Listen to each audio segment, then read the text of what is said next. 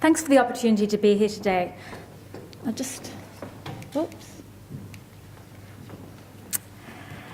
I'm going to shift from the local to the global. The increasing speed and scale of urban development around the globe means that much of our urban environment is being shaped by megaprojects. Megaprojects, such as large-scale urban renewal and transport infrastructure, has the power to transform a place, a precinct, or a city. They have the potential to have a catalytic impact and deliver multiple benefits beyond the project, but frequently these projects do not deliver on their promise. Often they result in collateral damage that includes cost blowouts, environmental degradation, and I'd count some of those airports in that actually, social dislocation, divided communities, and broader impacts not originally envisaged. Sometimes sterile monocultures result. Recently, it's been recognised that many contemporary models of project delivery, being singular and monolithic in their purposes, are problematic. As a consequence, a range of different approaches are being tested that are more flexible, diverse, inclusive, and adaptable to change. This talk will profile a range of initiatives and interventions that have had a catalytic impact on the places they inhabit, delivering both planned and unforeseen benefits. So I'm going to talk about city making and lessons for Sydney. I'll be drawing on a number of case studies from my research in North America and Europe, and will identify some of the contributing factors that have enhanced the social, economic, and environmental benefits of these places beyond expectations. More importantly, these exemplars provide replicable lessons for Sydney. Managing urban growth and housing affordability, inclusion, and economic vitality is an enormous challenge and balancing act in major cities around the world. Essential to getting it right is understanding what is needed to temper the demands of growth with our competing desires for a better city for everyone that also sustains the inherent attributes of the places we value. We can no longer adopt a project focus. Business as usual is not an option. We have to catalyse every opportunity of major investment in the city to deliver multiple benefits. You may ask, well, why is that so important? Well, essentially, cities, as you would know, are huge economic engines that support national economies. It's critical that they work for us. 50% of our population already live in cities around the world, and by 2050, it'll be 70%. Interestingly, 60% of the built environment that already exists, that will exist in 2050, already exists today. In some cities, like New York, for example, it's 85%. So the built environment is one of the largest, contributors to greenhouse gas emissions. So it's important that adaptive reuse and regeneration are part of the solution. In contrast, 75% of the infrastructure that will be in place in 2050 doesn't exist today, and this is a huge opportunity. Integrated infrastructure poses fewer risks and is a more resilient and sustainable solution. For example, solar energy systems that we all recognise that can back up traditional grids are already proliferating. So projects will also increasingly need to serve many, if not dual purposes. So the opportunity, regeneration and infrastructure that is transformative and integrated. These are key to more sustainable cities. So the goal of my research was to identify these factors that contribute to urban regeneration, successful urban regeneration, and more sustainable cities. I looked at a number of cities, and in these cities, recent initiatives have set new benchmarks and demonstrated innovation in balancing the challenges of environmental and social sustainability and economic growth. And what I found was a number of key lessons. These places provided valuable lessons as they were inclusive, livable and accessible, locally distinctive, ordinary and extraordinary, and ultimately resilient. And I won't read out all of that list, or maybe I will. These are the key findings, there's many more, but I think that these are the touch points which I'd like to talk about today. So the first was, each began with the question, what kind of city do we want? How will we make it better for everybody? And each had a project champion with the mandate to drive these visions. Take, for example, Copenhagen's vision, sustainable societies must start with sustainable cities. Or Mayor Bloomberg's vision for a greater green in New York, implemented and delivered driven by amazing commissioners for planning, transport, design and parks, who each made huge inroads towards this aspiration. Plan NYC articulates a wide range of initiatives, which are still continuing today, across 10 goals, including housing 1 million more people in more affordable and sustainable neighbourhoods, 95% within a 10-minute walk of a subway, a park and healthy food.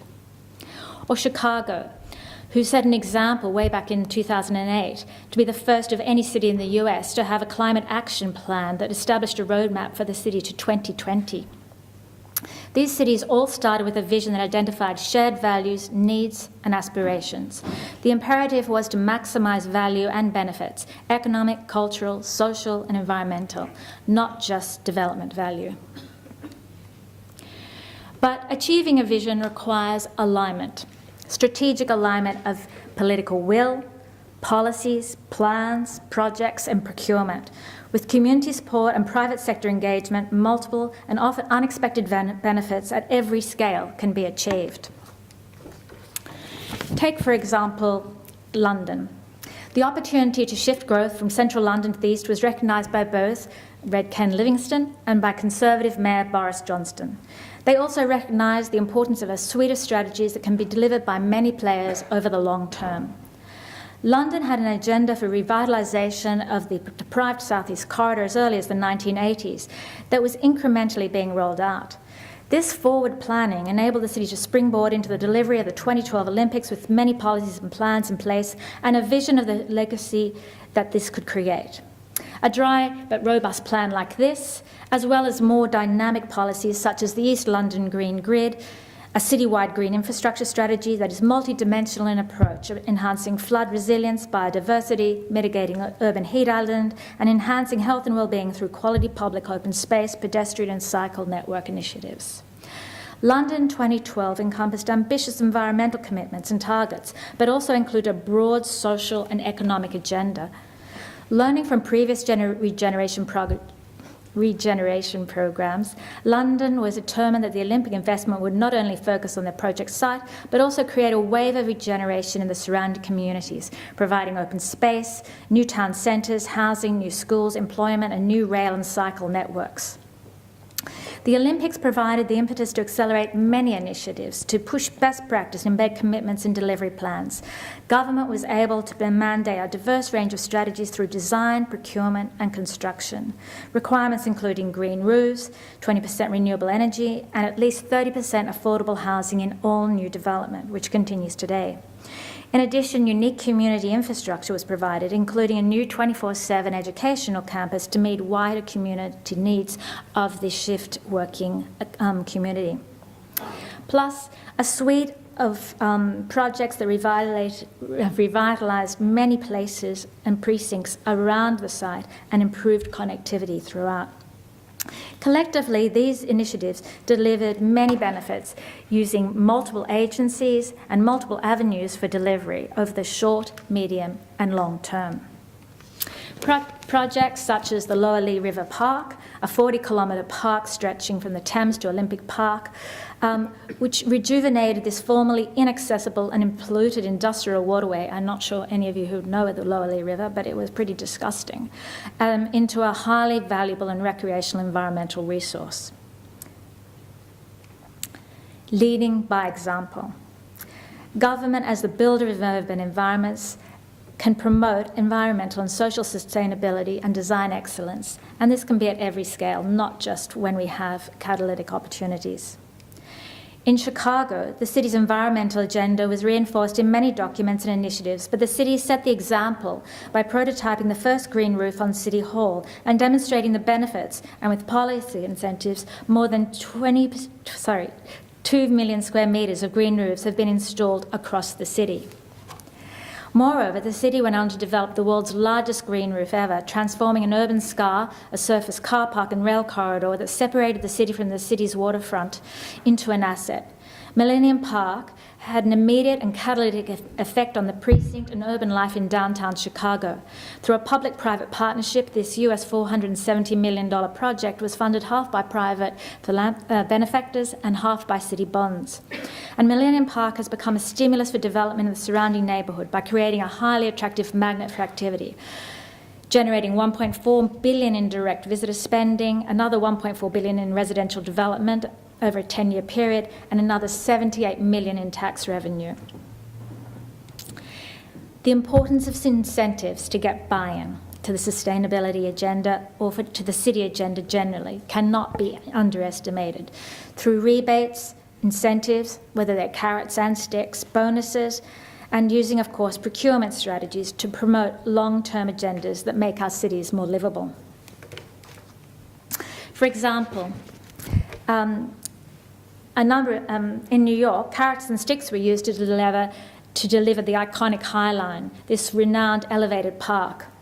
Working with stakeholders, it delivered many, many benefits for the community, public domain and new affordable housing, for landowners and developers, uplift, and for the city, design excellence, environmental benefits, economic regeneration and tourism. Stretching 3 kilometres between West 14th and West 30th Streets, this disused but privately owned rail line was overgrown and threatened with demolition when local residents lobbied to save it as a park. With the support of the city, the infrastructure was acquired, and in a true public-private partnership, the Friends of the High Line mounted a convincing argument that the new tax revenues created by the park would be greater than the cost of construction, and in fact this was right. This has been borne out with the subsequent master plan and rezoning of the special West Chelsea district. The initiative has catalysed the transformation of a gritty industrial area into a vibrant neighbourhood through urban regeneration and renewal. Building on the existing DNA of the area, it now has a dynamic ecological park, a dynamic mix of uses that complement the buoyant gallery district, as well as 1,000 new affordable dwellings and some world-class architecture. To date, over 35 development parcels have been redeveloped. Rezoning and floor space transfer provided uplift and value capture and underpinned the provision of the new public domain, inclusionary zoning for the affordable housing, and design excellence provisions in the planning controls. The High Line has been truly transformative to this part of the city and reinforces the power of incentives to get buy-in and be catalytic in its impact.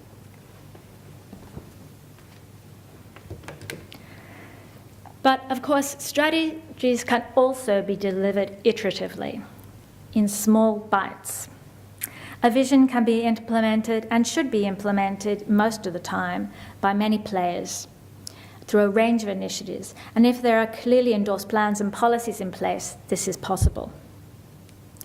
Small steps often take the form of low-budget pilot projects, and in New York, there are many great examples in recent years.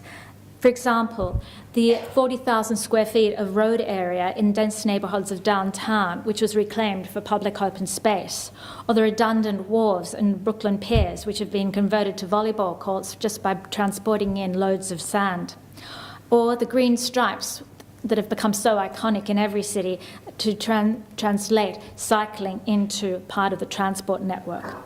And of course, there are policies too, which are delivered incrementally. A policy which mandates 30% affordable housing, which has become so typical in many, many of these cities, just gets rolled out in every single development, building by building. And all these measures ensure a more inclusive city in the long term. In South East London, while the Olympic and transport infrastructure megaprojects provide a catalyst for urban renewal, in the surrounding areas, smaller, finer-grained projects demonstrate the importance of understanding and valuing what is there, working with the community and identifying and releasing the potential within. In Hackney Wick, it was identified as one of the biggest arts communities in the whole of Europe, and through small-scale interventions and a rolling project list, urban regeneration is being achieved incrementally by many players over time, long after the Olympics has left town. The delivery of these projects relies on common values and collaboration between government, the private sector and local community working together.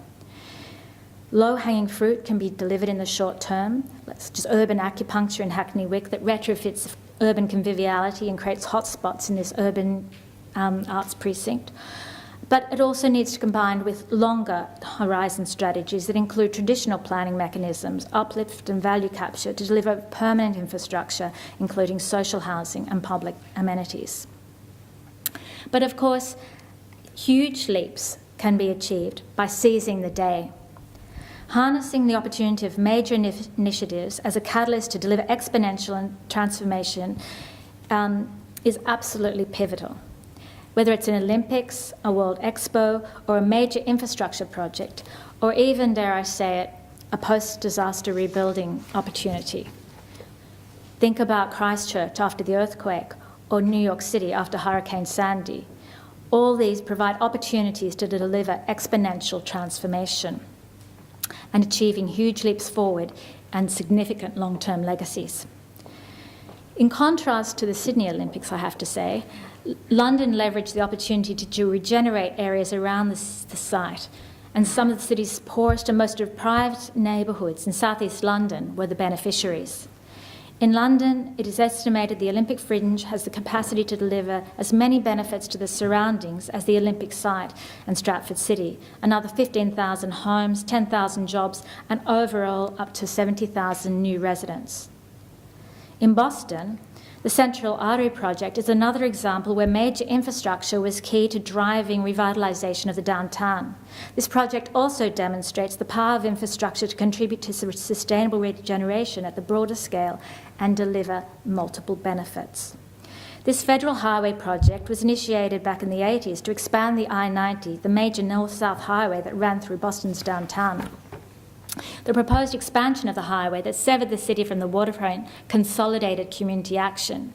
The community, recognising the cumulative impacts of the project, rightly argued the need to provide for additional benefits, including the provision of improved public transport and open space. With 20 lawsuits pending at the outset of the project, it was reimagined as an opportunity for urban renewal by 3 tiers of government. The final approval mandated 75% open space, 25% for new development, and the provision of 3 mass transit projects, 3 interconnected subway lines, by the state. Upzoning of adjacent properties has released additional tax benefits to the city. But the significant win was the public domain. By burying and widening the highway underground and creating a series of linked parks above, passing through 8 city districts, this 27-hectare park reconnects the city centre with the harbour and also reconnects poorer neighbourhoods that had been cut off from the city for generations, creating new amenity and economic boons to these communities. Although this project is slowly regenerating the downtown, the cost was phenomenal and in many ways cannot be used as a benchmark for other, to replicate elsewhere. Working with what exists. Regeneration projects are built on the inherent attributes of the place, sometimes the small and incidental, often energize and seamlessly integrate with their surroundings despite their scale.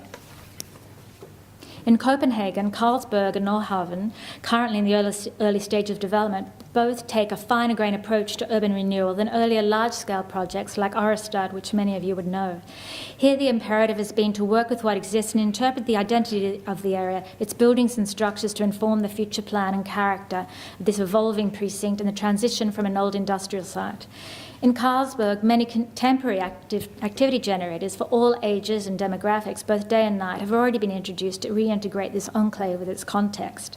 And in Vancouver, the opportunity of the Olympic Athletes Village was used to regenerate a redundant industrial waterfront and re-stitch it back into the city and reconnect the city with the water, all made possible through a new transit that connected it to the city in a very meaningful and integrated way. Similarly, Hammarby in Sweden is the largest urban renewal project in Stockholm. Hammarby's location enabled the development of an extension of the city with a focus on the water. The character of inner city Stockholm, the mix of uses, the density, the street grid, the typical 8-story scale of buildings have been fused with contemporary imperatives for environmental performance, better residential amenity, community infrastructure and public spaces around the water and throughout the neighbourhoods. While the city is the project sponsor, 80% of Hammarby is being delivered by a mix of developers and architects, including aged and student housing specialists, big and small-scale developers, through a competitive design and procurement process. It has delivered a rich and diverse environment that feels contemporary, yet also an authentic extension of the city. Unlike the monocultures created by many large-scale urban renewal projects, Hammarby has an extraordinary cohesion and sense of community as well as diverse green infrastructure. Which brings me to the value of nature in the city. Maintaining and restoring natural systems, biodiversity and local ecologies have significant environmental, aesthetic, recreational and, surprisingly, economic benefits. And they augment the city's infrastructure and climate resilience. At Hammarby, once again, this is truly integrated. This was a wasteland, and it was transformed into high density, high amenity, with high environmental credentials, incorporating bioremediation, biofiltration, food production on quite a large scale, wetlands, green roofs, and ecological parks. In New York City, Fresh Kills Park, the largest park to be created in New York in the last 200 years, had the dubious reputation as the largest landfill in the world. But it also now is generating methane power, through methane, generating power to 20,000 homes on Staten Island. Tapping into community aspirations and needs is also essential to deliver the greatest benefits. Without community support, initiatives will not succeed. Meeting economic and environmental benefits is not enough. Social, cultural diversity, design excellence, and dare I say it, beauty are all key to delivering successful, innovative urban environments. A key to revitalisation is bringing everyone to the table, right from the beginning, and bringing them to the table often. This kind of public planning process requires a great investment of time and resources by city governments and the development community. But without this investment, the result may be inequitable, developer-led urban renewal. Cities have to form diverse, inclusive partnerships, foster openness and collaborate on goals and outcomes. Moreover, we need to demonstrate the benefits. Measuring the impact and effectiveness of policies and initiatives is essential to harness support from stakeholders. And when the benefits are clear, the take-up rate is accelerated.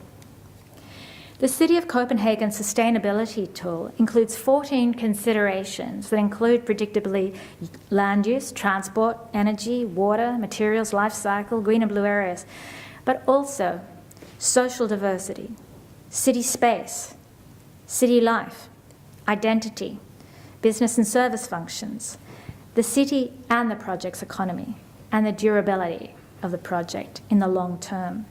The policy is admirable in its inclusion of social and economic consideration and its acknowledgement that city making is interdisciplinary.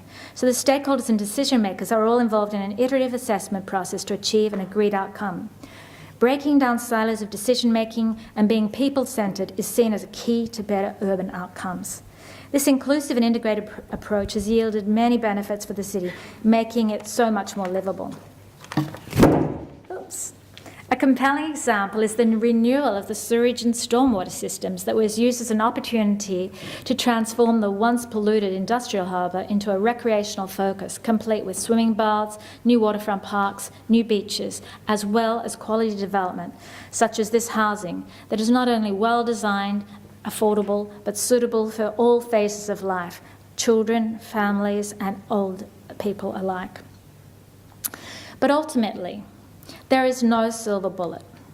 The most effective approaches to city making involve many initiatives by many players acting across key issues: energy, water, transport, waste, social inclusion, quality of life, and economic development.